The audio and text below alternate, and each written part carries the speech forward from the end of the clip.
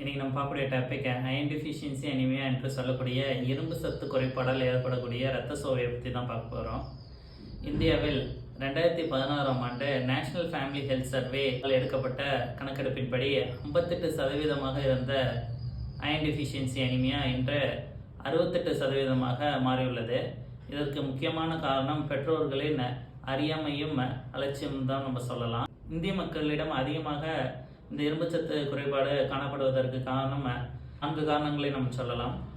முதலாவதாக அதிக அளவு மாட்டுப்பாலை எடுத்துக்கொள்வது, அதாவது ஒரு நாளைக்கு 400 முதல் 500 மில்லி மாட்டுப்பாலை எடுத்துக்கொள்வது.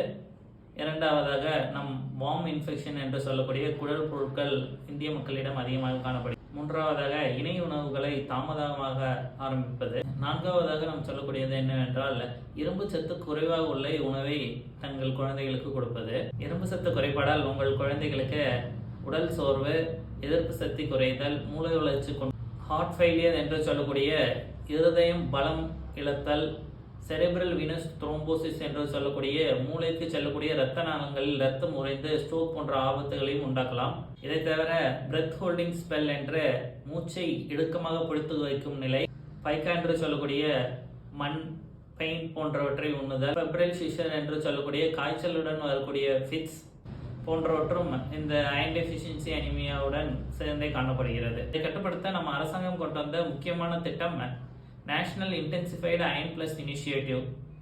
இதன்படி 6 மாதத்திற்கு மேல் உள்ள குழந்தைகளுக்கு இரும்பு சத்து மருந்தை நாம் அறிமுகப்படுத்துகின்றோம்.